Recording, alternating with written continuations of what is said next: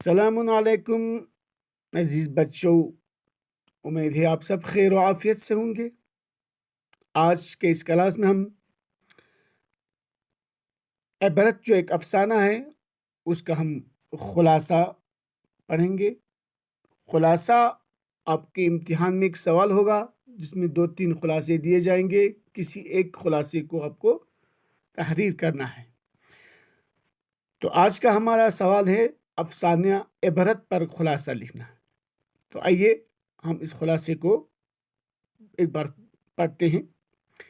افسانہ عبرت منشی پریم چند جی کا لکھا ہوا ایک بہترین افسانہ ہے۔ جو افسانہ عبرت جو ہماری کتاب میں ہے، جو ہم نے مطالعہ کیا اس افسانے کو، یہ پریم چند کا ایک بہترین افسانہ ہے۔ اس افسانے میں پریم چند نے معلم کے پیشے کو اجاگر کیا ہے۔ پریم چند نے کیا کیا ہے؟ معلم کے پیشے کو، ایک استاد کے پیشے کو اجاگر کیا ہے، ہائی لائٹ کیا ہے۔ اس افسانے میں 3 بڑے کردار نظر آتے ہیں۔ ہم نے پڑھا افسانے کے اندر 3 بڑے کردار ہیں، کریکٹرز، جن میں پہلا مرکزی کردار، جو سب سے پہلا جو مرکزی جو کردار ہے، مین کریکٹر جو ہے، وہ پنڈت چندر معلم، دوسرا ٹھاکراتی سنگھ ہیڈ کانسٹیبل کے طور پر ہے، جس کو داروغہ وہاں پر لکھا گیا ہے۔ تیسرا منشی بیجنات کا ہے، جو ایک سیاہ نویس کا کردار ادا کرتا ہے۔ سیاہ نویس ہم نے پہلے بھی پڑھا ہے عبرت کے دوران، کل رکھ۔ ان 3 کے علاوہ، اس کے علاوہ چوکھے لال، کرپا شنکر اور 2 انجان مسافروں کے کردار نظر آتے ہیں۔ ان 3 مین کریکٹرز کے علاوہ تھوڑا بہت وہاں پر ایک چوکھے لال، ایک کمپاؤنڈر کا کردار آتا ہے۔ اس کے بعد اجودھیا میں پہنچنے کے بعد کرپا شنکر کا بھی جو پرانا شاگرد تھے، اس کا بھی رول آتا ہے۔ اس کے بعد ٹرین میں جو 2 مسافر تھے جن سے داروغہ صاحب کا انبن ہوا، ان کا بھی یہاں پر ذکر ہوا ہے، اور 2 انجان مسافروں کے کردار نظر آتے ہیں۔ پنڈت جی شروع میں اپنے پیشے سے بیزار نظر آتے ہیں۔ بیزار، نفرت۔ پہلے افسانے کی ابتدا میں ہم نے پڑھا ماسٹر جی اپنے پیشے سے نفرت کرتے ہیں، بیزار نظر آتے ہیں۔ جبکہ اس کے یہ 2 پڑوسی جو تھے، کون سے؟ داروغہ جی اور منشی جی۔ داروغہ جی اور منشی رشوت لے کر خوب عیش و عشرت کرتے ہیں۔ یہ دونوں عیش و عشرت کرتے، کیونکہ ہم نے افسانے میں پڑھا ان کی تنخواہ ماسٹر جی سے زیادہ نہیں تھی، علم و لیاقت تھے وہ ماسٹر جی کے ذرہ برابر بھی نہ تھے، لیکن عیش و عشرت کرتے تھے، اور اس کی وجہ رشوت تھی۔ تو ہم نے یہاں لکھا اس کے یہ دو پڑوسی داروغہ جی اور منشی جی رشوت لے کر خوب عیش و عشرت کرتے ہیں۔ ایک دن یہ تینوں اجودھیا جانے کا من بنا لیتے ہیں۔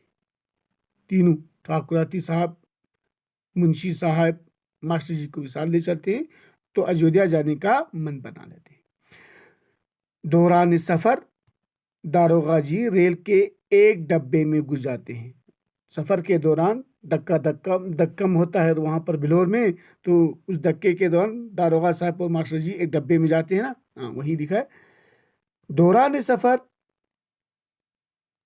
داروغہ جی ریل کے ایک ڈبے میں گھس جاتے ہیں، جہاں پر 2 مسافر ان کے ساتھ زبردست بدتمیزی سے پیش آتے ہیں۔ 4 میں سے 2 لیٹے ہوتے نا، وہ 2 مسافر ان کے ساتھ زبردست بدتمیزی سے پیش آتے ہیں۔ جب داروغہ جی انہیں کچھ جگہ دینے کو کہتا ہے، جس پر ایک کہتا ہے یہ تھانہ نہیں ہے، تم نے مجھ سے ایک روز 25 روپے رشوت لیے تھے، دوسرا کہتا ہے تم نے مجھے میلے میں زبردست مارا تھا۔ یہ دونوں تکرار، ہم ان کی پوری گفتگو لکھا نہیں نا۔ ایک کہتا ہے آپ نے مجھے 25 روپے مجھ سے لے لیے تھے بلیک مارکیٹنگ کے الزام پر، اور دوسرا کہتا ہے جب اس دوسرے سے گفتگو ہوتی ہے تو دوسرا کہتا ہے آپ نے اسی میلے میں مجھے کئی ڈنڈے مارے تھے۔ ادھر منشی جی ریل میں بہت شراب پی کر بیمار ہوتے ہیں۔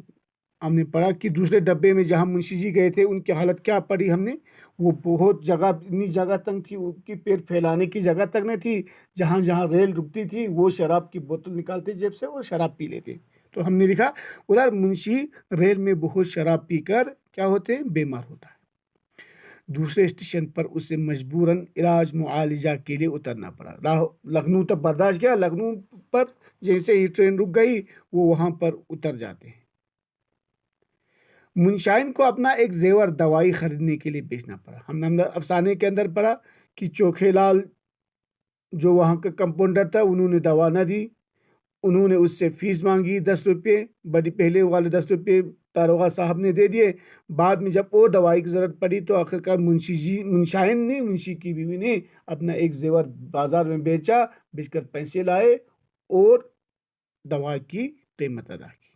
تو یہاں پر لکھا میں نے مختصر کر کے، خلاصہ ہے ہمیں لکھنا یہاں پر، چوکھے 10 روپے لے کر علاج کرتا ہے، یہاں تک منشائن کو اپنا ایک زیور دوائی خریدنے کے لیے بیچنا پڑا۔ دوسری طرف کرپا شنکر جو ماسٹر جی کا ایک پرانا شاگرد تھا، اس کے بعد ایودھیا پہنچنے کے بعد جو حالات سامنے آئے وہاں پر ایک آخر میں کرپا شنکر کا کردار آتا ہے۔ تو ماسٹر جی کا ایک پرانا شاگرد تھا، اس کے بعد میں نے لکھا ہے دوسری طرف کرپا شنکر جو ماسٹر جی کا ایک پرانا شاگرد تھا وہ سبوں کو اپنے گھر لے جاتا ہے اور بہترین مہمان نوازی سے پیش آتا ہے۔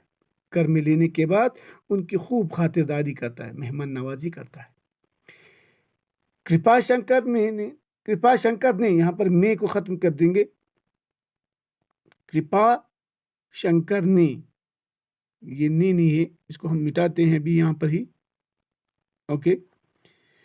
کرپا شنکر نے 3 دن تک ان کی خدمت کی۔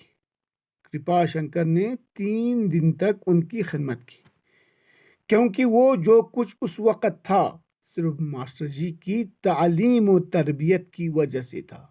کیونکہ جب وہ بلور میں تھے تو ان کے والد منشی تھے ڈاک خانے کے، تو اس زمانے میں وہ پڑھتے تھے، تو پڑھائی کا جو علم جس نے سکھایا اس کا ازالہ ممکن نہیں ہے۔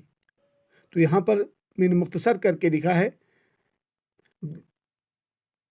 یہاں پر وہ جو کچھ اس وقت تھا صرف ماسٹر جی کی تعلیم و تربیت کی وجہ سے تھا۔ اس کے بعد ماسٹر جی کو اپنے عہدے کی اہمیت کا احساس ہوتا ہے، یعنی کہ جب کرپا شنکر ان کی خدمت کرتا ہے، ایک نوکر کی طرف ہر اشارے پر دوڑتا ہے، تو اس سے کیا ہوتا ہے، ماسٹر جی کو اپنے عہدے کی اہمیت کا احساس ہوتا ہے۔ جو پہلے نفرت کرتا تھا نا، آج اس سے اپنی عہدے کا اہمیت پتہ چلتا ہے۔ وہ اچھی طرح سمجھ گئے کہ انسان کی اصل عزت اور شان مال و دولت سے نہیں ہے۔ جو پہلے یہ منشی صاحب اور ٹھاکر صاحب کی مال و دولت سے وہ اپنے آپ کو، اپنی تقدیر کو کوستے تھے، برا بلا کہتے تھے، اپنی پیشے سے نفرت کرتے تھے۔ جب انہوں نے سفر کے دوران جو واقعات ان کے ساتھ پیش آئے اور جو کرپا شنکر نے جب ان کی جو خدمت کی، جب اس نے موازنہ کیا، اس کی طبیعت میں تبدیلی آ گئی اور اس کو احساس ہو گیا کیا کہ انسان کی اصل عزت اور شان مال و دولت سے نہیں بلکہ لوگوں کی ہمدردی اور انصاف پسندی سے حاصل ہوتی ہے۔ آج اسے پتہ چلا کہ انسان کی اصل عزت اور شان مال و دولت نہیں ہے، رشوت کے پیسے نہیں ہے، عیش و عشرت کی زندگی گزارنے سے نہیں ہوتی، بلکہ لوگوں کی ہمدردی اور انصاف پسندی سے حاصل ہوتی ہے۔ اس طرح سے پنڈت چندر عبرت حاصل کرتا ہے اور وہ اپنے پیشے سے مطمئن ہوتا ہے۔ آخرکار وہ اپنی کرپا شنکر کی خدمت اور ریل اور ہسپتال میں حالات جو اس کے سامنے پیش آئے تھے ان کا آخرکار موازنہ کرتا ہے، تو اسے احساس ہوتا ہے کہ یہ پیشہ سب سے عظیم پیشہ ہے اور دولت سب کچھ نہیں ہوتی ہے۔ اسی طرح سے پنڈت چندر عبرت حاصل کرتا ہے اور وہ اپنے پیشے سے مطمئن ہوتا ہے۔ یہ تھا اس عبرت کا خلاصہ۔ تو ہم پیارے بچوں، اس عبرت جو افسانے کے ذریعے سے ہمیں ایک پیغام اس افسانے سے حاصل ہوتا ہے، وہ یہ ہے کہ دنیا میں عزت، شہرت، اصلی شہرت اور عزت دولت سے حاصل نہیں کی جا سکتی ہے۔